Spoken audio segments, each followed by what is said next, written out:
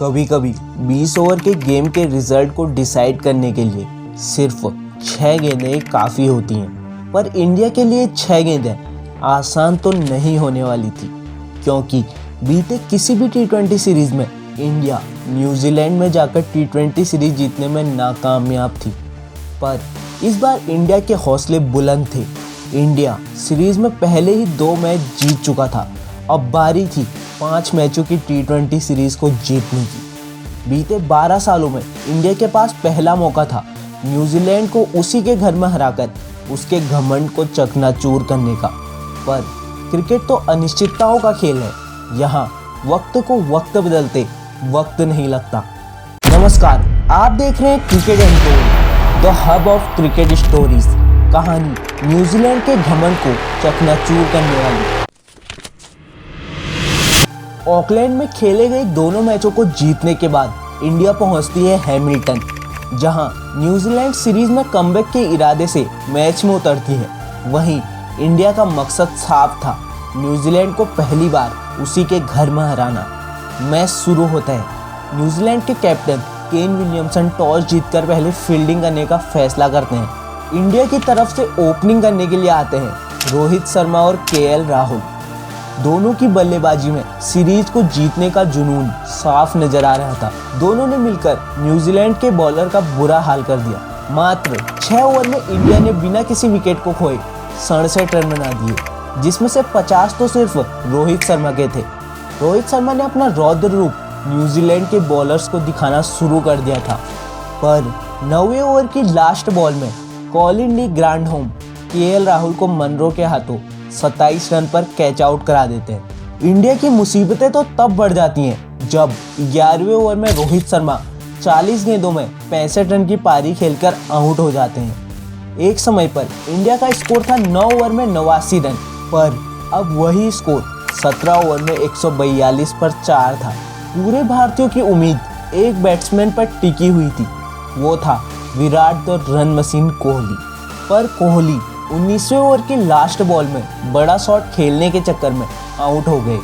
मनीष पांडे और जडेजा के कंट्रीब्यूशन के चलते इंडिया का स्कोर 20 ओवर पर होता है 189 पर 5। न्यूजीलैंड के लिए 180 रन बनाना कोई मुश्किल काम नहीं था, क्योंकि न्यूजीलैंड अपने होम कंडीशन पर मैच खेल रहा था।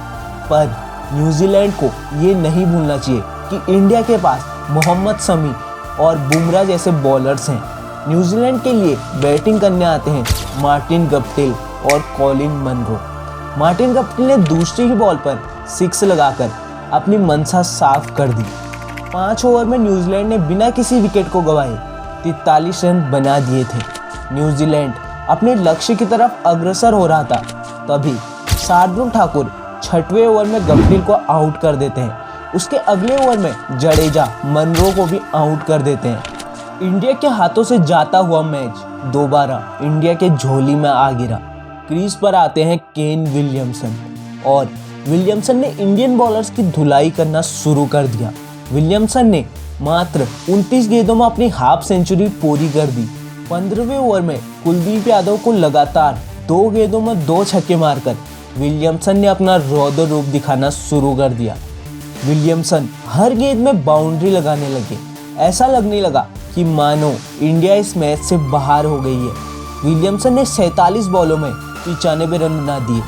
अंतिम ओवर न्यूजीलैंड को चाहिए 6 बॉलों में 9 रन। सभी इंडियंस की एक ही उम्मीद, मोहम्मद शमी।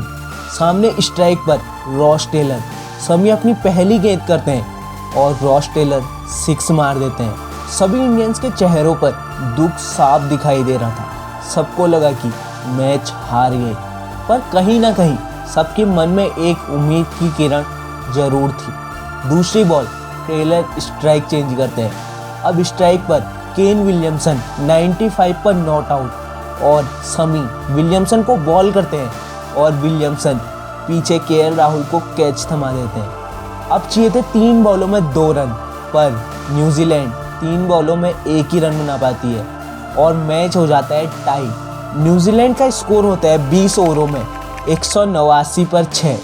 सुपर ओवर में बॉलिंग करने आते हैं बुमराह और सामने होते हैं रॉस टेलर और केन विलियमसन। केन विलियमसन और रॉस टेलर सुपर ओवर में बना देते हैं 17 रन। इंडिया के लिए टारगेट काफ़ी मुश्किल था। इंडिया की तरफ से बैटिंग करने के लिए आते हैं रोहित शर्मा और केएल राहुल। पहली 4 बॉलों में केएल राहुल एक ही चौका मार पाते हैं और इंडिया का स्कोर होता है 4 बॉल में 8 रन। मैच इंडिया की झोली से ऑलमोस्ट निकल ही चुका होता है। लास्ट 2 बॉल हैं और चाहिए 10 रन। टीम सऊदी सामने है और रोहित शर्मा बैटिंग पर है।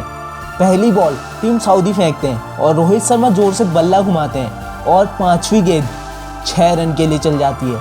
अब चाहिए होते हैं 1 बॉल पर 4 रन। सबकी निगाहें रोहित शर्मा पर।